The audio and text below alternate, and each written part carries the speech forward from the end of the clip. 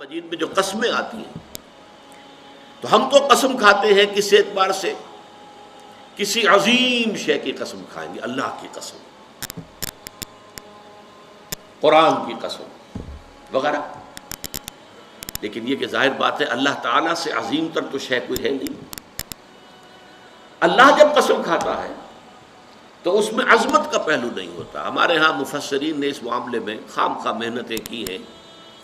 والتین والزیتون، انجیر اور زیتون پر قسمیں کھائی گئی ہیں، تو اب اس کے حوالے سے انجیر کے خواص کیا ہیں، فوائد کیا ہیں، طبی طور پر کیا اس کے اندر جو ہے وہ مفادات ہیں، فوائد ہیں.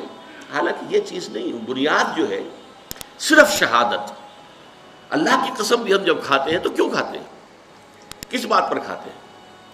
اپنے کسی سٹیٹمنٹ پر اللہ کی قسم کھاتے ہیں کہ میں اللہ کو گواہ کر کے کہہ رہا ہوں کہ جو کچھ میں کہہ رہا ہوں یہ ٹھیک ہے، یا کسی وعدے پر اللہ کی قسم کھاتے ہیں کہ اللہ کی قسم میں تمہاری یہ بات پوری کر دوں گا. تو گویا کہ مقصود کیا ہے؟ گواہی. اللہ گواہ ہے، اللہ کو گواہ کر کے اللہ شہید بیننا و بینکم، اللہ گواہ ہے ہمارے اور تمہارے مابین. تو قرآن مجید میں جو قسمیں اللہ نے کھائی ہیں ان میں مجرد شہادت ہے پیش نظر، اس میں عظمت کا پہلو نہیں ہوتا. اس لیے کہ یہاں قسم کھانے والا عظیم ترین ہے، اس سے عظیم تر تو کوئی شے ہے نہیں.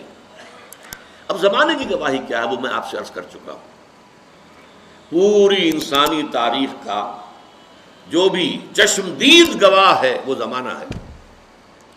یہ زمانے کی چادر سورہ اعراف کے اندر آپ اس کو دیکھیں گے.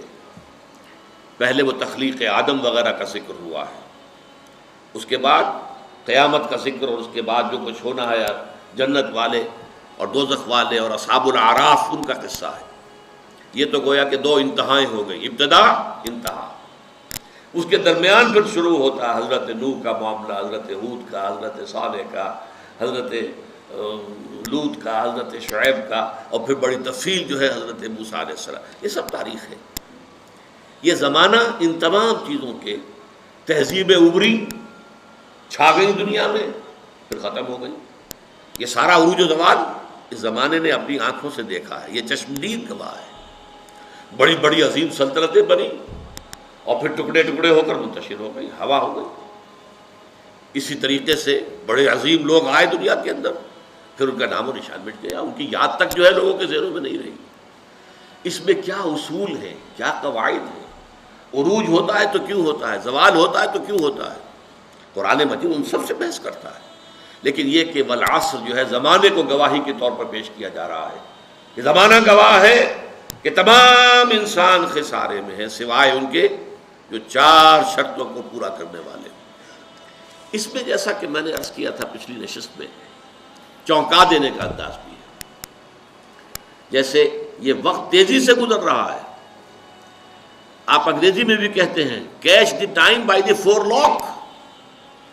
وقت کو اس کے ماتھے کے بالوں سے پکڑ کے رکھو، کیونکہ یہ تو تیزی سے چلا جائے گا.